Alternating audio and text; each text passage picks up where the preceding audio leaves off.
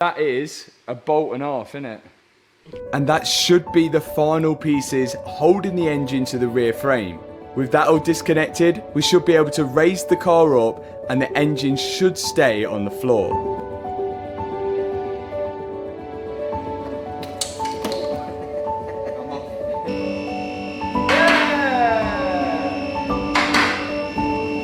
How many hoses and wires connected that thing? Another achievement I never thought would happen when I started rebuilding cars on my driveway. You never know what's coming next. Okay, we finally have the engine out, which is probably one of the first steps. Then all this frame has got to come off, all the wiring, and there's so much more, and start to build it up onto that shell over there. But the engine's out, and the good discovery was we have a Larini sports cats and downpipes, a Larini exhaust. It's worth like £8,000 or so. And potentially let us know. I think whilst we've got this engine off, do we upgrade the turbos and make it go a lot faster when it goes back in the other shell? To transfer everything of this shell onto that shell, we can't just do it one bit by one bit. We've got to literally take apart this whole car before we put a single piece on that shell, just because the wiring loom, which is all down here, runs like right underneath the car. So we could start putting this part on and then have to take it all off again to put a wire in or something. So I think the best place for us to even start and get going is just start stripping down this full interior so we can access the wiring loom.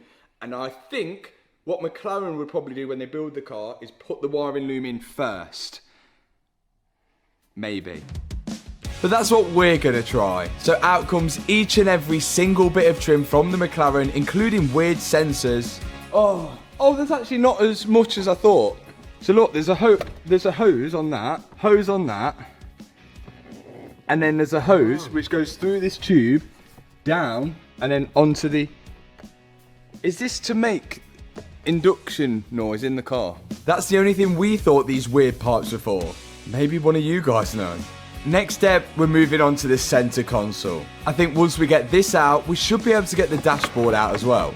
This is our first time ever working on a McLaren, and it's quite interesting. Look at this. This is how easy a McLaren dismantles. Me and my dad are still chipping away at dismantling the dashboard and loads of other parts which make up the interior. One carpet. Finally, the center console was loose enough to remove. Then it's time for the dashboard. Just so this is noted, this is my side now. I'm happy that this is my side.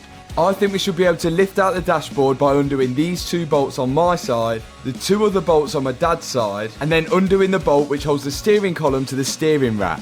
The rack goes down here and it's going to be connected to the steering rack. So if I go underneath it, this bolt right here should disconnect the steering rack from the steering column.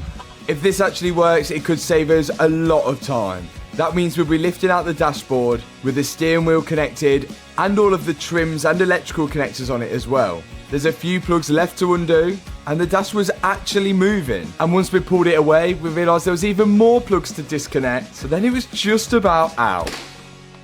Oh my God, it's so heavy. It's, yeah. You got it or not? Not really. Oh, watch me wing mirror.